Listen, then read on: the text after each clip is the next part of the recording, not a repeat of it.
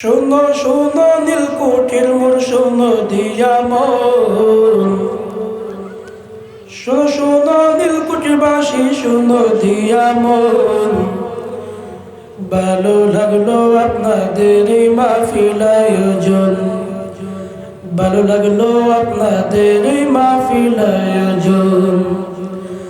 শোনেন শোনেন নীলকুঠির বাসি শোনেন দিয়া মন, ভালো লাগলো আপনাদের এই মাহফিল আয়োজন, ভালো লাগলো আপনাদের এই মাহফিল আয়োজন। আপনাদের ভালো লাগে না? আজকের মাহফিলের প্রধান বক্তা ভাই মাওলানা ফরিদুল ইসলাম, দেখছেন গো সবাই। আজকের মাহফিলের প্রধান বক্তা ভাই মাওলানা ফরিদুল ইসলাম, দেখছেন গো সবাই। আরো আছেন এই এলাকার মুসলমান সবাই, আরো আছেন এই এলাকার মুসলমান সবাই। আমরা সবাই মালিকের জান্নাত যেতে চাই, আমরা সবাই মালিকের জান্নাত যেতে চাই। কারা কারা জান্নাত যাইবেন হাত লারা দেন সবাই, হাত লারা দেন সবাই, হাত লারা দেন সবাই। দিন ইসলামের পথে চলবো, আল্লাহু আকবার বলেন সবাই।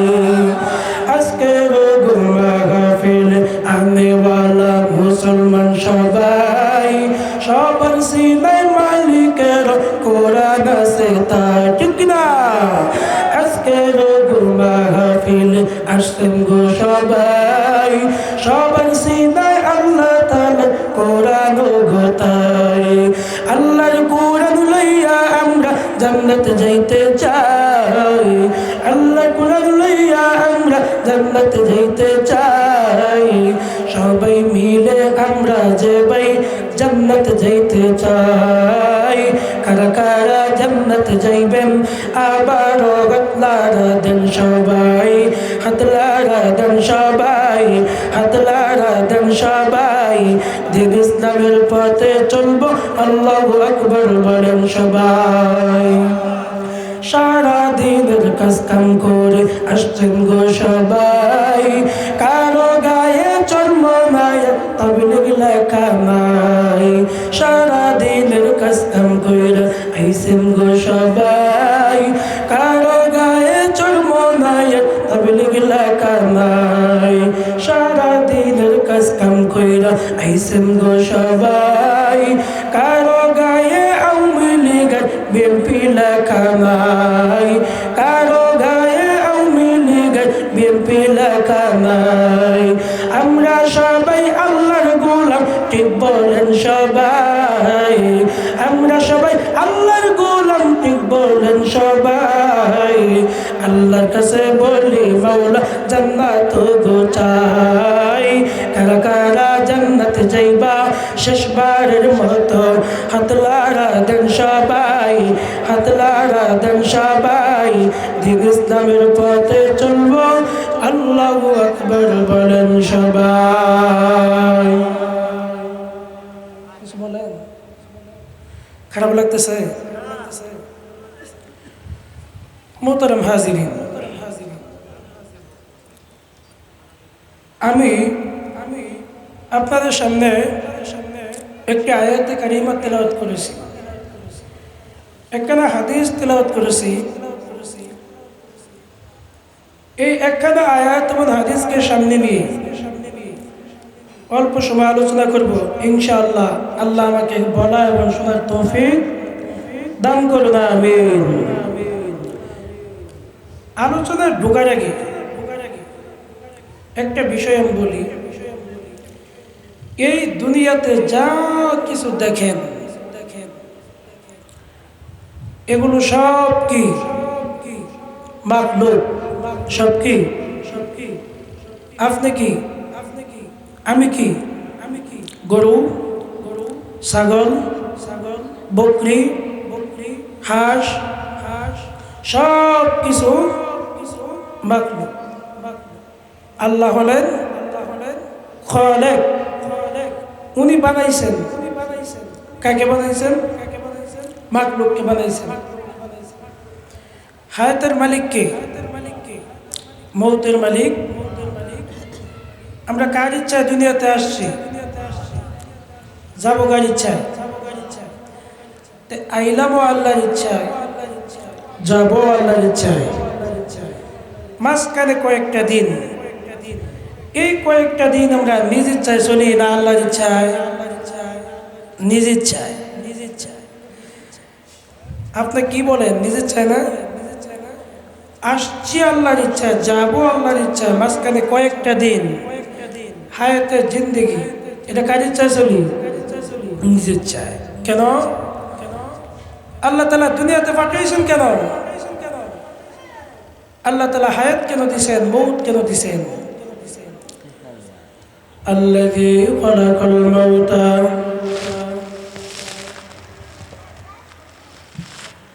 ওয়াল হায়াতা লিয়াবলুয়াকুম আইয়ুকুম আহসানু আমালা ওয়া হুয়াল আজিজুল গফুর।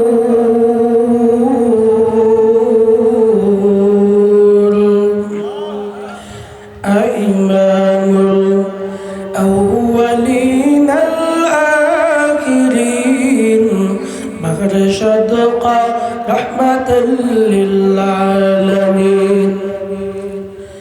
আল্লাহ তাআলা জানায় দে বান্দা, আমি আল্লাহ বান্দাকে হায়াত দিলাম, আমি আল্লাহ বান্দাকে মৌত দিলাম, আমি আল্লাহ বান্দাকে হায়াত দিলাম, আমি আল্লাহ বান্দাকে মৌত দিলাম। আমি আল্লাহ তাআলা কেন দিলাম জানো?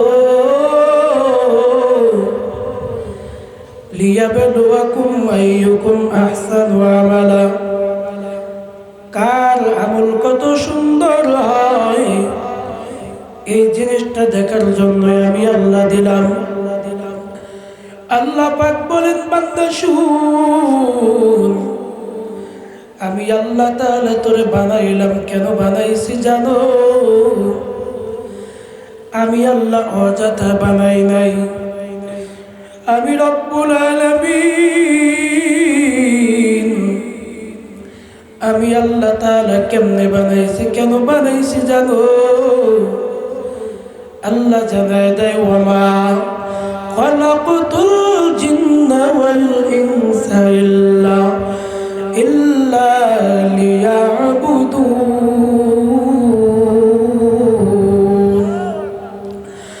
আল্লাহ বলেন গোলাম, আমি আল্লাহ তোর বানাইলাম অযথা নয়, আমি আল্লাহ ইবাদতের জন্য বানাইলাম।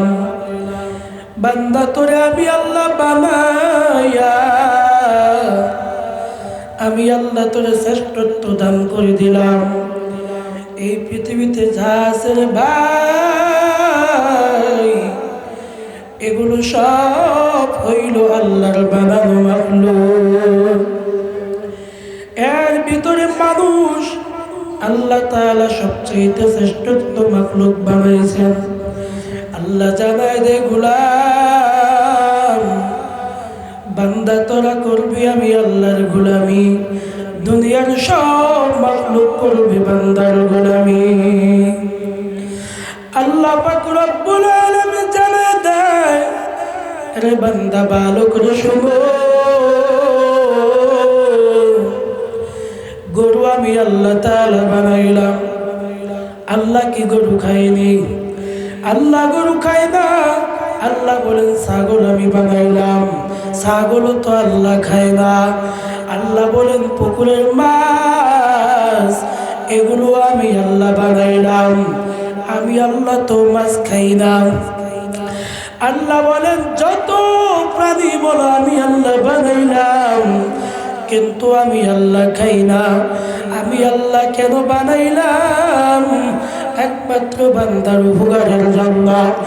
আমি আল্লাহর গোলামি করবি না যুবক, বান্দা আমি আল্লাহ তাআলার গোলামি করবি, আর সব মাখলুক তোর গোলামি করবি। বান্দা আমি আল্লাহর গোলামি করবা, এরপরে গরু জবাই করে খাবা। তোমাকে নিয়ামত দান করলাম। ওই যে দেখো নদীর ইলিশ আল্লাহ বানাইলেন, কিন্তু আল্লাহ খায় না। আল্লাহ বলেন আমি আল্লাহর গোলামি করবি আর ফলে নদীর ইলিশ খাইবা।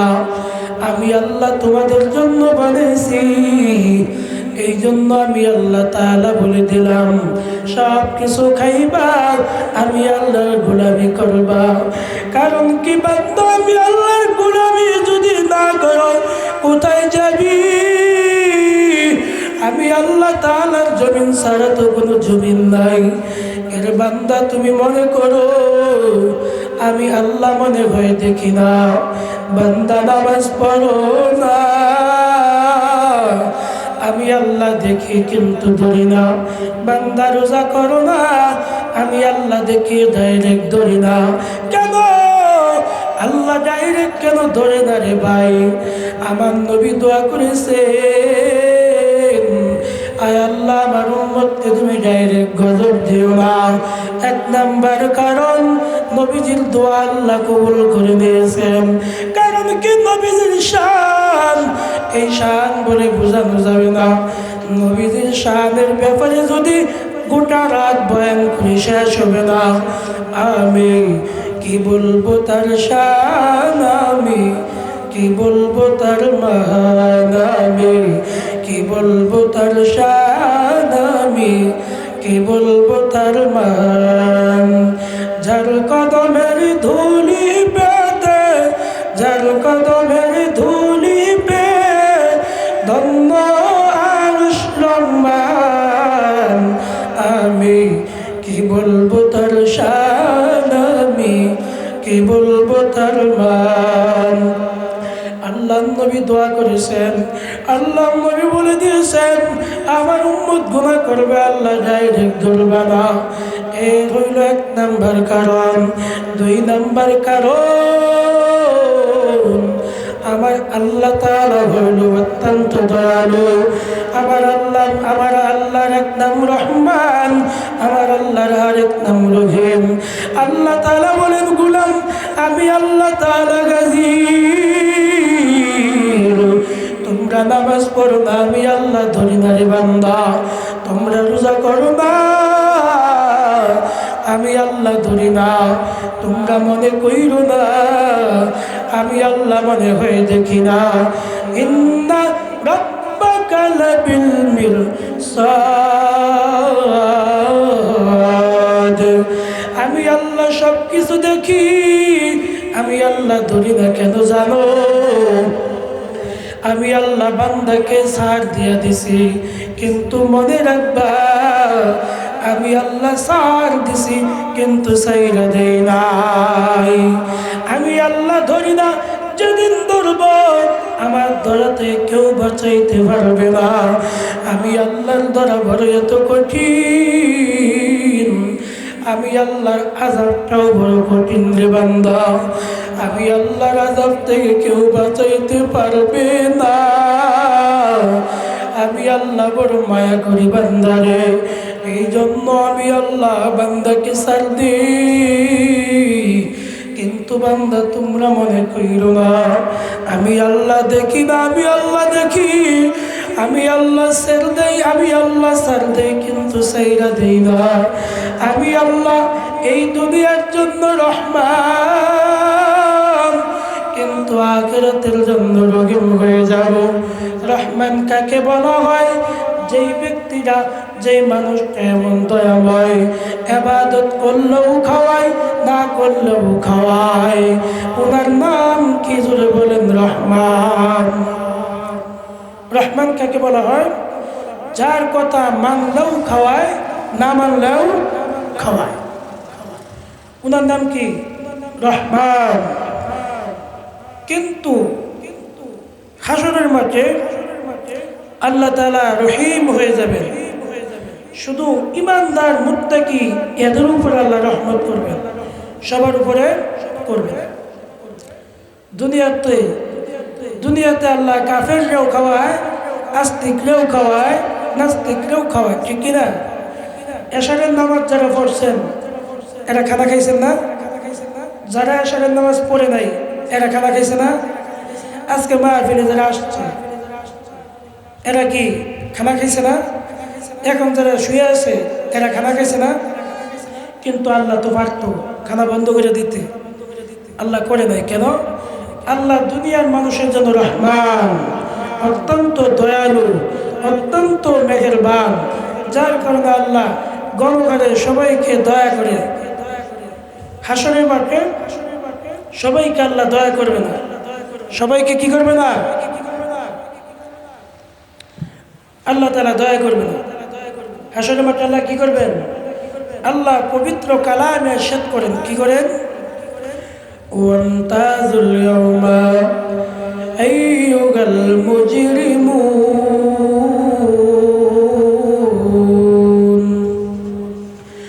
আল্লাহ তাআলা ওই দিন বলবেন, এরে বান্দা আজকে তোমরা মুত্তাকি বান্দা থেকে আলাদা হয়ে যাও। আল্লাহ তাআলা বলবেন, অপরাধীরা কই? অপরাধীদেরকে এক পাশে রাখো, আর যারা নামাজি এদেরকে এক পাশে রাখো। আল্লাহ তাআলা বলবেন, অপরাধীদেরকে আজকে কোনো দয়া করা হবে না। অপরাধীরা কই? আজকে আরশের বাম পাশে চলে যাও। আল্লাহ তাআলা ওই দিনের শাযীম ওই জায়গার ভিতরে বৈশা আল্লাহ বিচার কার্যধার করাইবেন।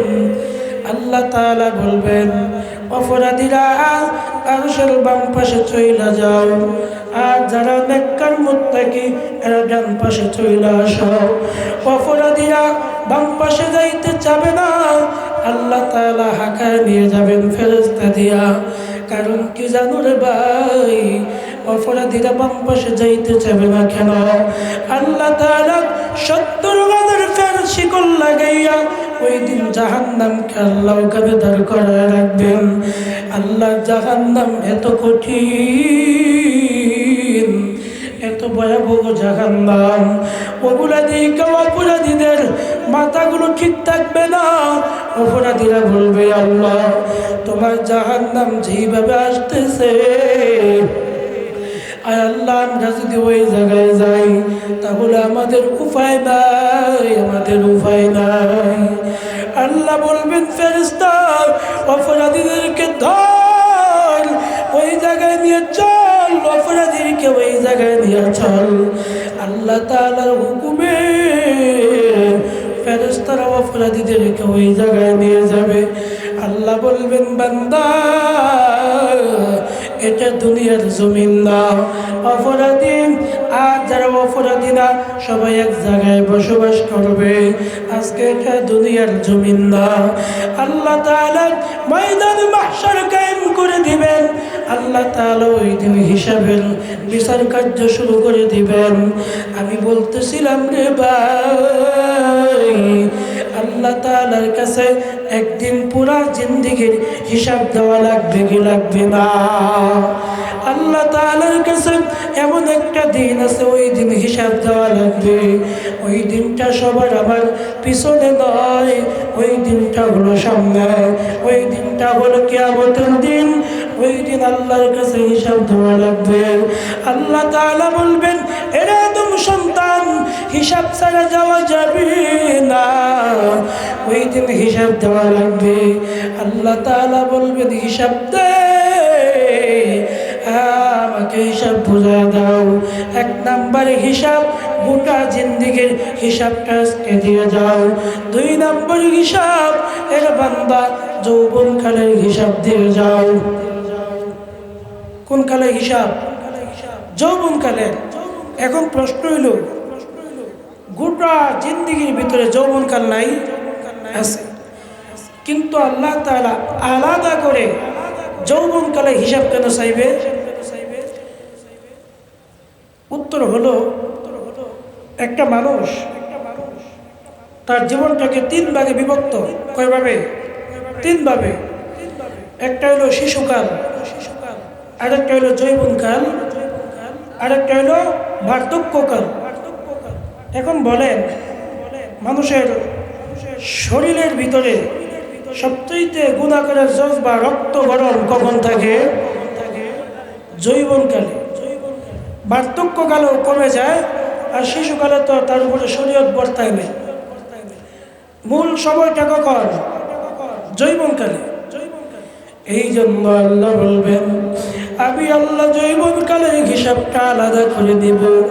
আল্লাহ তাআলার কাছে ওই দিন দিতে হবে। বান্দা হিসাবের জন্য দৌড়ায়, আল্লাহ তাআলা বলবেন, রে বান্দা, আজকে দৌড়ায় কোনো লাভ নাই। আমি আল্লাহর কাছে হিসাব বুঝায় দিতে হবে। আমি আল্লাহর কাছে হিসাব দে, আমি আল্লাহর কাছে হিসাবটা করায় গন্ডায় বুঝায় দাও। আল্লাহ তাআলা ওই দিন হিসাব দিবেন, হিসাব ছাড়া আগাইতে দেওয়া যাবে না। ওই দিন বান্দাগুলো বলবেন, মালিক, আগে যদি জানতাম তাহলে দুনিয়ায় খারাপ কাজ করতাম না। ওই দিনগুলো মানুষ এমন একটা অবস্থা হয়ে যাবে, দুনিয়াতে শত শত মানুষ সব ওই দিন আল্লাহ দাঁড় করাবেন। ওই দিন হলো হাসরের মাঠ। ওই দিন ঈসা নবী বলবেন, আল্লাহ রব্বি হাবিলি, ঈসা নবী ডাক দিয়ে বলবেন, আল্লাহ রব্বি নাফসি, আয় আল্লাহ আমাকে বাঁচাও। মুসা নবী বলবেন, আয় আল্লাহ আমাকে বাঁচাও রে আল্লাহ। এইভাবে ইব্রাহিম নবী বলবেন, আয় আল্লাহ আমাকে বাঁচাও। এরকম নবী রাসূলরা পর্যন্ত নিজের জন্য বাঁচবে, নিজের জন্য দোয়া করবেন। ওই দিন আমার নবী ডাক দিয়ে বলবেন, রব্বি গাবিলি উম্মতি, আয় আল্লাহ আমার উম্মতকে বাঁচাও রে আল্লাহ। আমার উম্মত ছাড়া আজকে আর কেউ নাই। ওই দিন নবী আমার বলবেন, রে আল্লাহ আমার উম্মতকে বাঁচাও। জাহান্নাম যেইভাবে আসতেছেন এইভাবে যদি আসে তাহলে তো আমার উম্মতের গতি থাকবে না। আপনার আমার নবী